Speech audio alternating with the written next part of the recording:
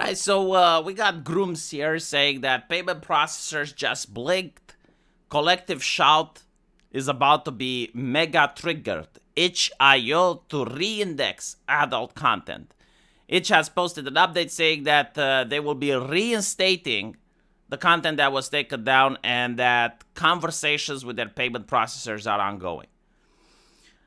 And, usually when you see someone editorializing something, it's actually good to look at what's really going on because a lot of people are just reading what Grooms says. And I don't think like Grooms is trying to mislead here. I just think that he misunderstood what's going on. And so, no, I don't think that Visa and MasterCard blinked. I don't think like anything changed. What is happening, however, is that itch.io is allowing adult games to be listed. But as you can see, people can't buy them.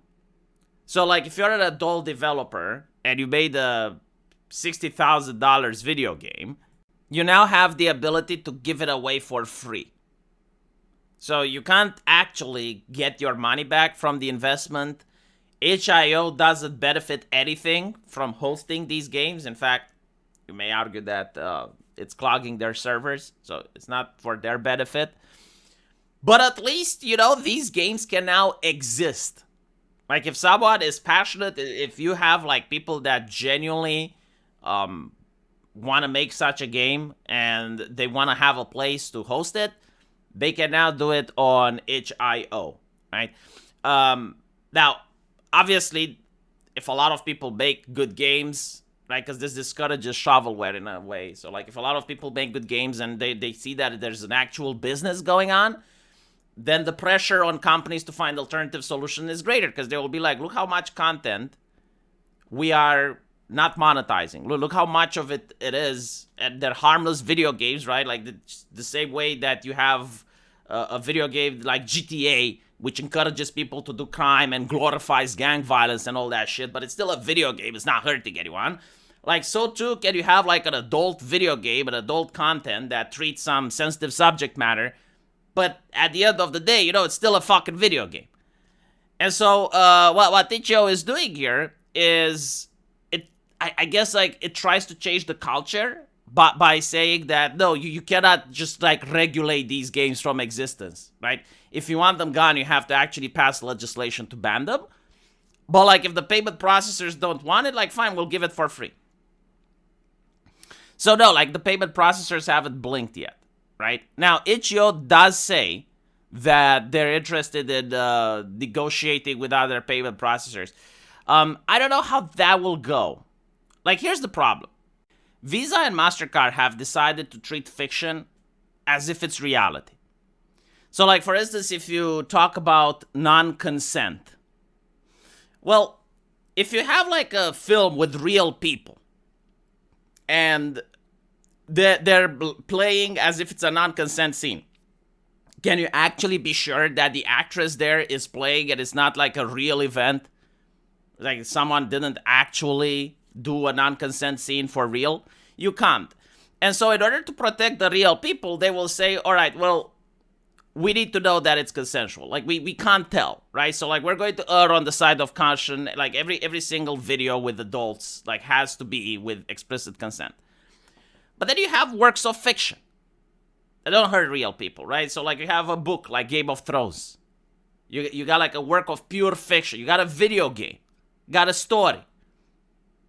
And so, like, okay, let's say you have a horror game where the player is Leon from Resident Evil and he is being chased around by Lady Dimitrescu and her daughters in the Resident Evil manor. If you're being caught by any, they fuck you to death and they suck your blood. It's a horror game, right? It's edgy, extreme, right? Caters to a niche audience. Does it have a right to exist? Absolutely. Well, why shouldn't it have a right to exist? It's not illegal. If you think it shouldn't have a right to exist, make it fucking illegal, right? Like, pass legislation, become like East Germany under communism, where they actually did have a group of old ladies that were reviewing pornography to make sure that it's appropriate to the socialist sensibilities. I'm not even kidding. Like, that's an actual thing that happened, right? Like, they would watch porn movies all day, and they would say, well, no, because the messages in this movie isn't in line with what socialist sensibilities are. right? And this is what Visa and MasterCard are allegedly doing now. But anyway, going back to what I was saying, right? Like, you have this game, right? It's a little bit edgy. It's kind of funny. It's kind of tongue-in-cheek, right? Like, women aren't like that. There's no real element to it. It's fantasy. Vampires don't exist. That shit doesn't happen, right? But now you're not allowed to make it. Why? Because, well, it has non-consent features. Okay, all of these games get banned, right? And we saw that by the same logic, Fear and Hunger gets banned as well. Why? Because the payment processors don't give you like an actual strict list of video games that are a violation. What they do is like they tell the website, there is some content there that we don't like, get rid of it, or we're going to deplatform you. And so now the website has to be like pornograph reviewers and look into every single fucking game and every single story, every single theme. Does it have alcohol? Does it have drugs? Right? So now like they're analyzing every aspect of the story. And not only that, like if you have an adult game and let's say like at one point you play a detective and you're investigating a murder or something, right? Well, okay, well now the game has blood and gore. And if the game has blood and gore, but later on it has a sex scene, then the blood and gore is associated with the sex scene, even though like the sex scene can be wholesome and shit, that game gets banned. And this is why people are upset, because it's like a foot in the door of artistic freedom. You know, imagine going to George R.R. Martin and saying, no, you can't write this book, because it's got like themes of incest and themes of non-consent, and it's like, yeah, but like, so fucking what? Don't buy the fucking book. And the biggest problem of it, because I know like most people don't care about the adult and they don't understand why this is an issue.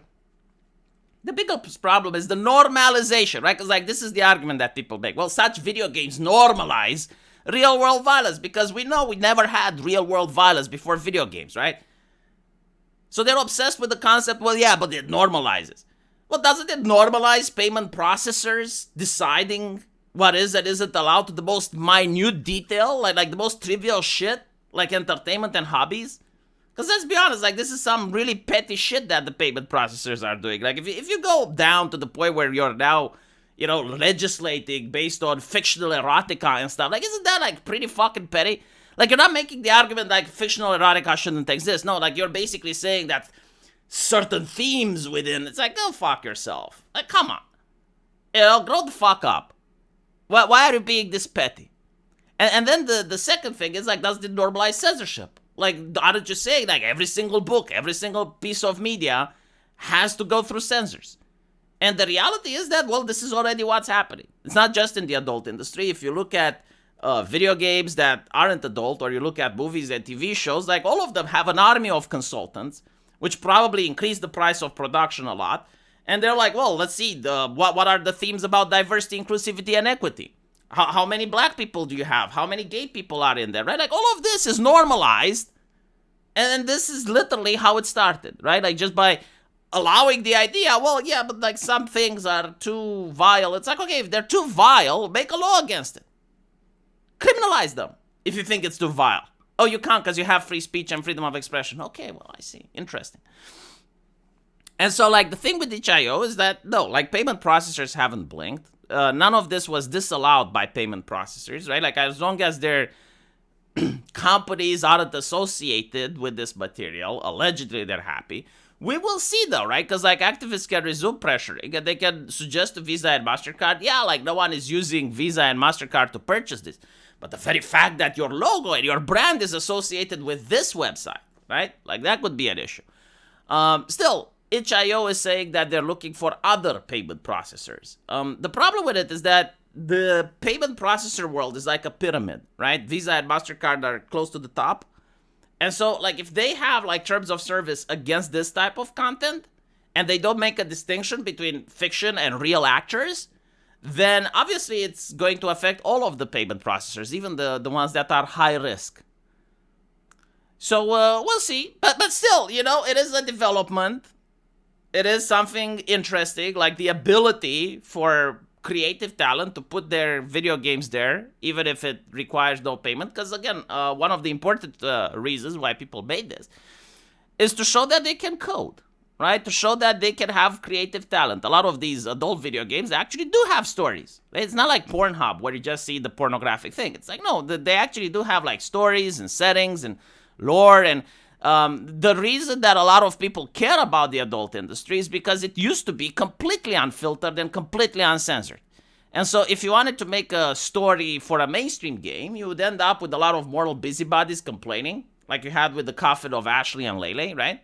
Or a video game like Manhunt, for instance. Like if you made it today, people would complain. If you remake GTA and it has like hookers in it and all of that shit, like people complain. Meanwhile, with the adult industry, it was like, make whatever the fuck you want. If people like it, they like it. If they don't. Just don't use real people. Don't use images of real people, and don't try to make it indistinguishable between real people and not, and don't use minors, right? Like these were like the only rules that existed in the beginning. And other than that, like go wild. Make the most disturbing shit you want. Make the human centipede, whatever the fuck. Like if you want something shocking, this is another thing, right? There used to be an art form. It was like shocking content. South Park is how it managed to benefit from that. Beavis and Butthead. Like the whole thing was like, yeah, just make something that shocks people. Why not? Some people like being shocked in fiction, in media, right? Like some people enjoy watching shocking things. Why should they not be able to enjoy watching shocking things? Just because you don't like it, right? Like what is if that's the way that they like to entertain themselves? Right? It is what it is. I still don't get the moral argument or why they shouldn't. And if the moral argument is normalizing, well, my argument is like, isn't this normalizing payment processors cracking down on the free market? Let me know what you guys think, though. And as usual, I'll see you in the comment section. Take care.